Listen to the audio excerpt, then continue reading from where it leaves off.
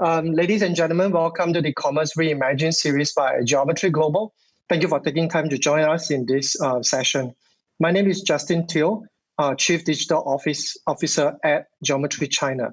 Today, we will be hearing firsthand on how digital commerce in Asia is conceptualized from a government agency perspective, a brand perspective, and a tech platform perspective. Allow me to introduce our guest for tonight's session.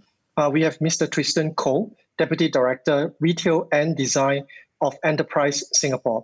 Tristan will be sharing from a seldom heard government perspective on commerce. Welcome, Tristan.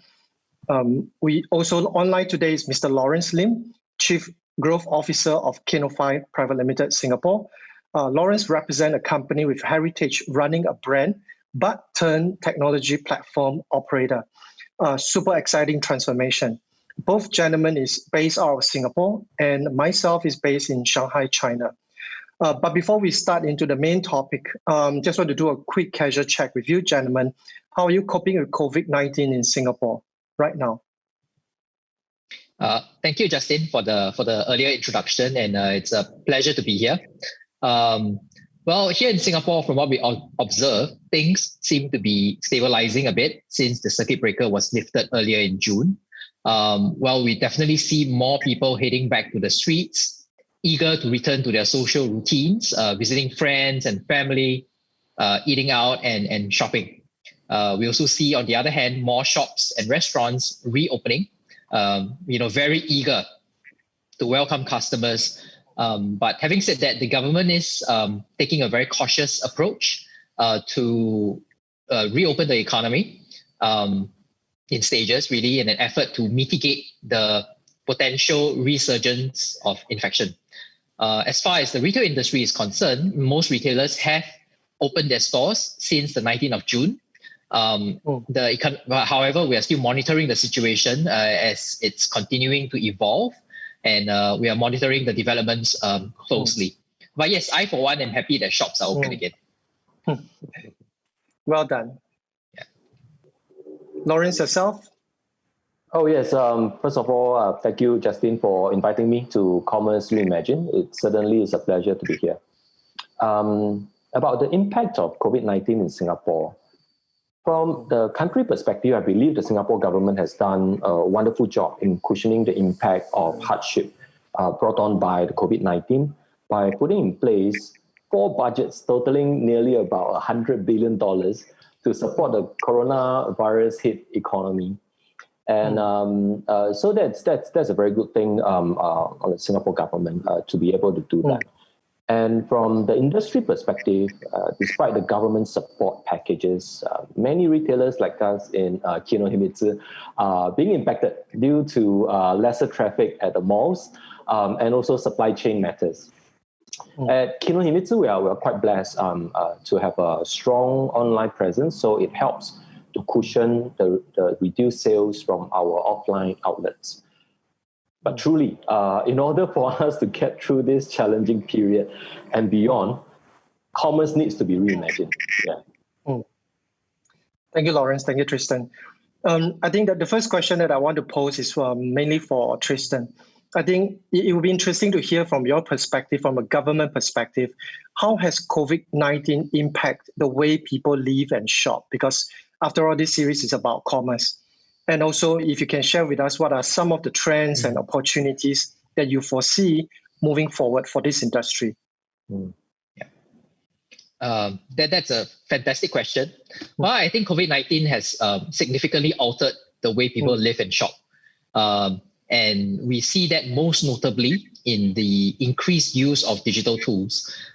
People do still need to eat, play, and shop, of course, but the means to fulfill that need has changed, and businesses need to respond to that. Here in Singapore, we have observed the impact on many retailers, especially between the circuit breaker period and now. Many have been compelled to accelerate the adoption of digital solutions to optimize their processes and diversify their sales channels. To put this into perspective, in a recent report issued by the Department of Statistics, in May alone, online sales constituted about almost 25% of total sales, the highest ever since 2018. Now that translates to 125% year-on-year jump in online sales. And we expect the trend to continue, and retailers will really need to look into their processes and to speed up the adoption of technology, and expect that digitalization will be the new normal going forward. We also observed that the situation is not unique to Singapore.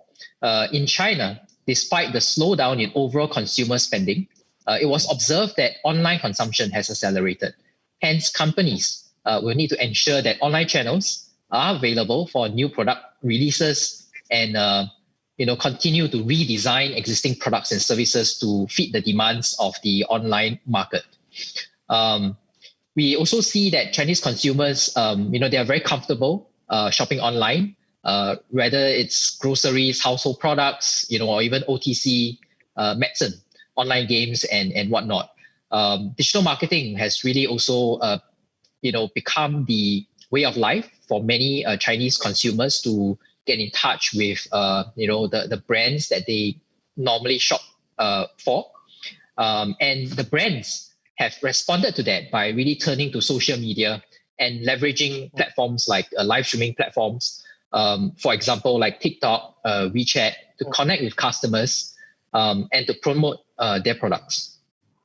So we also observed that Singapore retailers who are operating in China, they have done quite well for themselves to really look into leveraging on social media marketing and leveraging really on integrated online to offline campaigns to drive customers to online as well as physical stores. The situation is also similar in ASEAN. According to the World Economic Forum, over the next decade, ASEAN will become the world's fourth largest economy with a roughly US $4 trillion consumer market. This will be driven very much by ASEAN's middle class boom. And we see that the growing consumption in ASEAN and China, they continue to present very big opportunities for retail, both online as well as offline. Well, that's some fantastic sharing, Tristan. I think we see that the trends are moving towards online and getting the retailers to actually adopt digitization. So the next question is actually, how is ESG, right, as an economic government agency, responding to the impact on the retail business? And what are the steps that have been taken so far to help this industry? Well, here at Enterprise Singapore, our role is to build an ecosystem that can support and enable the retail sector in Singapore, among other industries, to really develop capabilities to help our companies grow and internationalize. Even before the COVID-19 pandemic, one of our key priorities in capability building has been to equip the retailers with digital tools and expertise. To this end, we have introduced numerous programs, such as the Start Digital program and the e-commerce booster package. A little bit more on the Start Digital program. It was introduced last year together with our sister government agency, the Infocom Media Development Authority, or IMDA, to equip SMEs with foundational and plug-and-play solutions in an effort to help them to assimilate into the digitalization journey.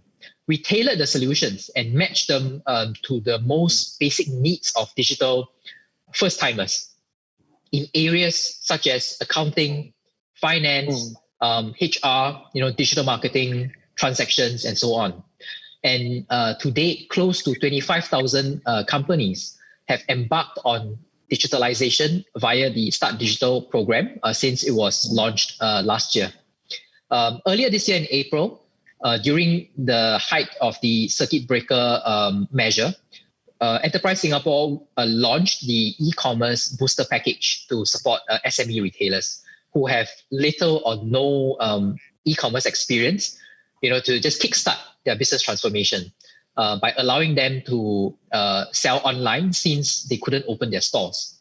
There are three ways that we are funding or supporting companies through this package. Firstly, to help them to onboard to e-commerce platforms. Secondly, to support them to strengthen their digital marketing capabilities, such as implementing multiple digital channels or campaigns, and to increase brand awareness for e-commerce. All these will help to enhance their long-term ability to generate greater consumer awareness for their brands and products. There's also additional support for manpower to help them to kickstart some of their e-commerce and digital marketing efforts. We are not stopping there though.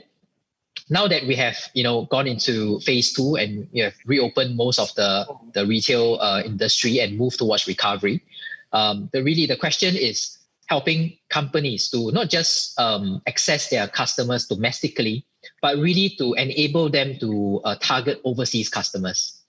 And to enable that, we have developed the Grow Digital program, which provides companies with a variety of B2B and B2C platforms, for example, Alibaba and Amazon, just to name a few, to access regional and global markets without the hassle or need to set up a physical store.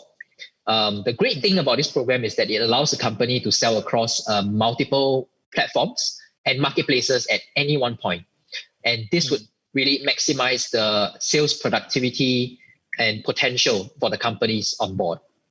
Well, I guess, the key takeaway from all this is really, partnerships play an important role in creating a multiplier effect by allowing businesses to very easily tap on purpose-built channels and platforms to digitalize.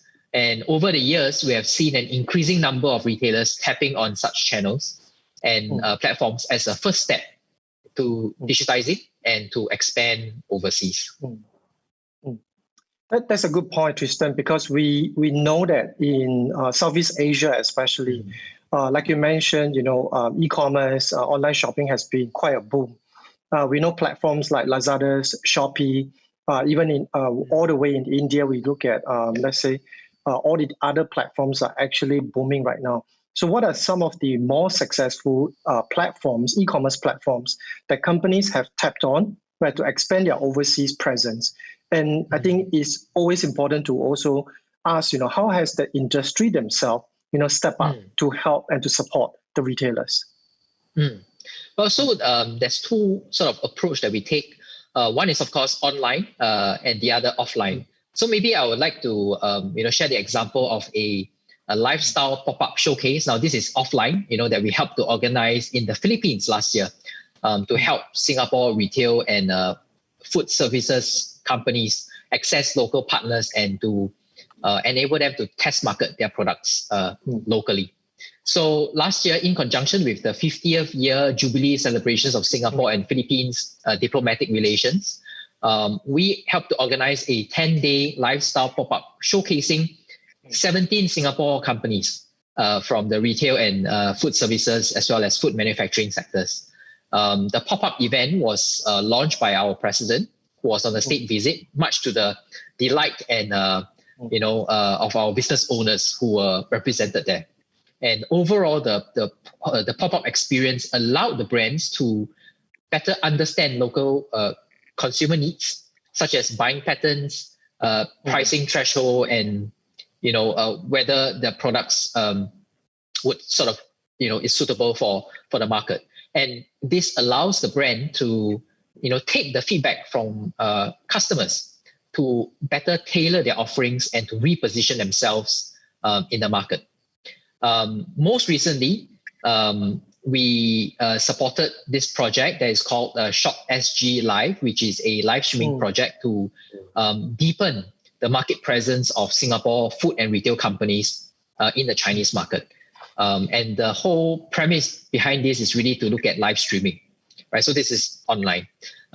This is an interesting concept as companies would have the opportunity to take part in live streaming campaigns, which coincide with key online shopping festivals such as Wuling, 618, and of course the 双十一, 11.11. So we observed that live streaming, helps the brands to build brand exposure and awareness.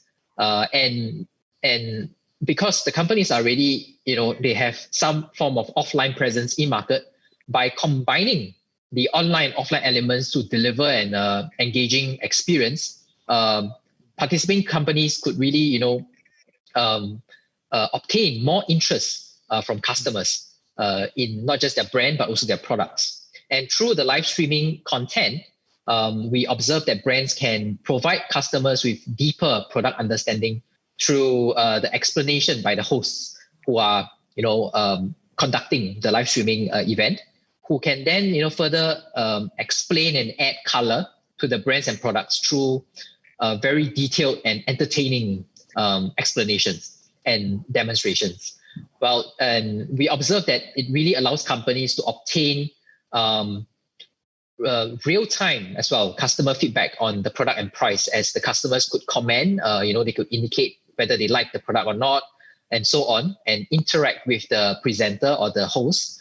And through this, more importantly, the live streaming campaign helps companies to build the relevant skill sets and to help them to refine their business model, which is not limited to just the price, but also more upstream things like your sales promotion strategies, product curation, content plans, visual merchandising, and so on and so forth. Yeah. So talking about business models, one of the companies that has reinvented their business model successfully is Kino Biotech, represented by Lawerence here, whom we have had the pleasure of working with over the years. They have developed Kinofy, which is a platform to support local retail companies to familiarize and tap into the China market. Recently, they launched the Kinofy China Retail Cross-Border Go program for Singapore retailers and brands to accelerate entry and to test the market and do brand promotion in China. This online to offline initiative is enabled by the company's cross-border e-commerce platform. And we understand that you'll be paired with various offline activation events like pop-ups, like I was sharing earlier about the example in Philippines, at high traffic venues in key Chinese cities.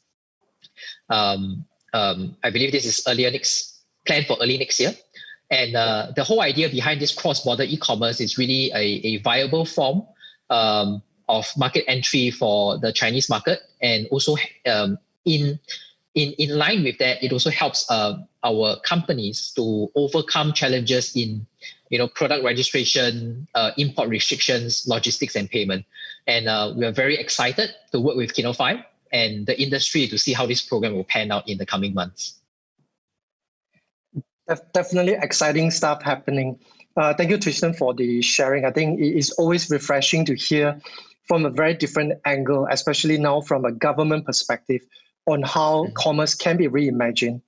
So coming back to what you've just mentioned on how Kinofy, evolving from a brand into a platform, it is very rare that brands like that actually do the transformation so successfully. So Lawerence, can you share with us more in terms of how Kinofy evolving from a similar, equally successful functional drink brand called Kinohimitsu?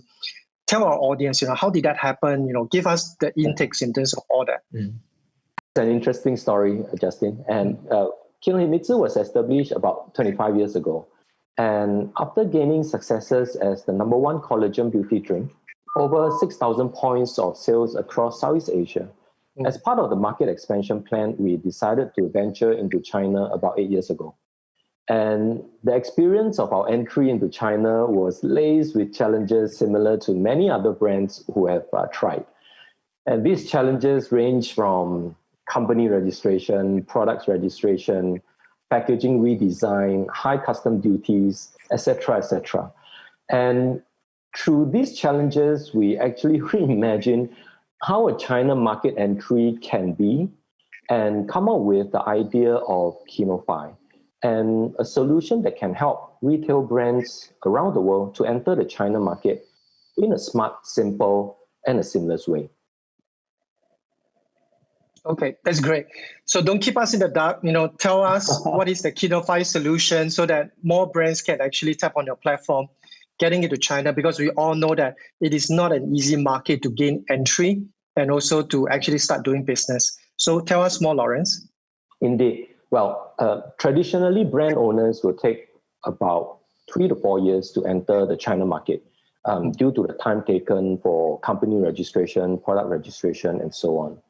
And Kinofy reimagined that, and through a process innovation, Kinofy offers an 8-step process to onboard brand owners and help them establish a presence in China in 3 months instead of 3 years.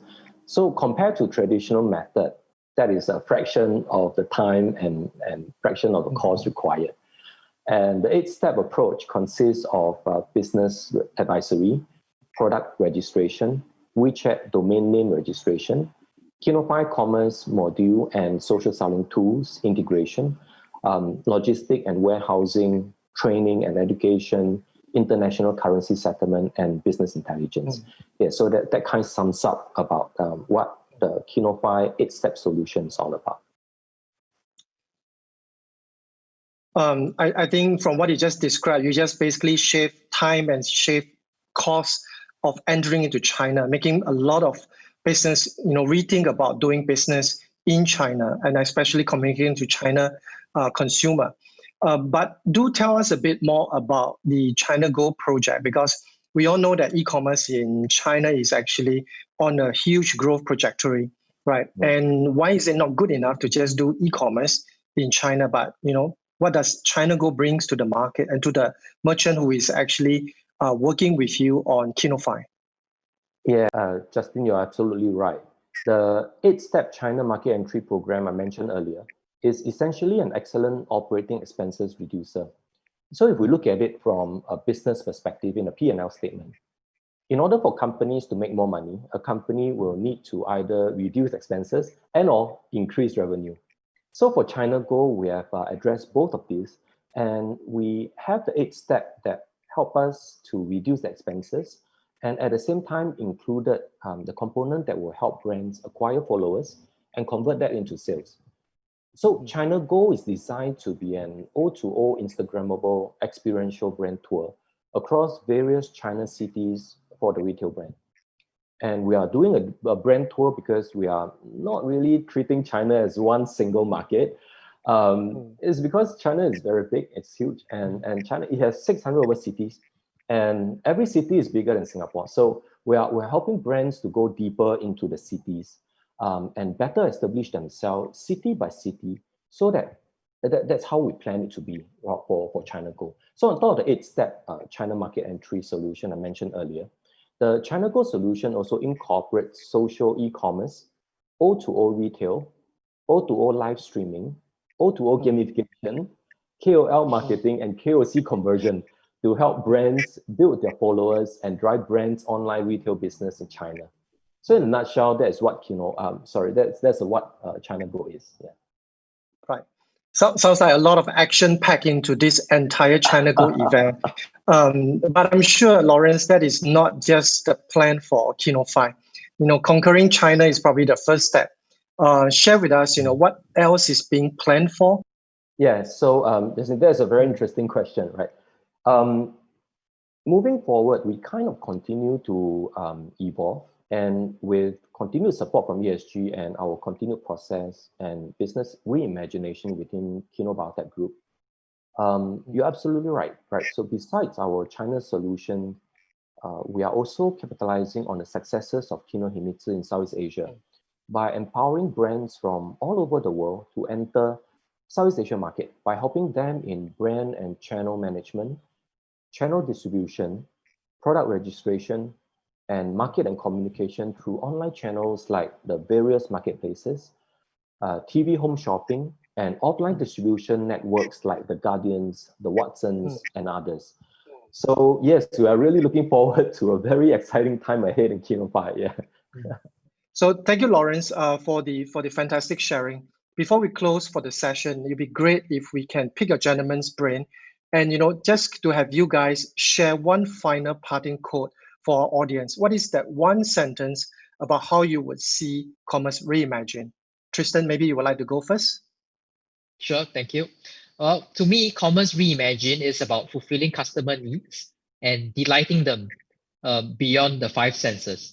It is about how businesses employ technology, expertise, partnerships, and the tools at their disposal to anticipate what customers need and want and then fulfilling those on the customer's terms.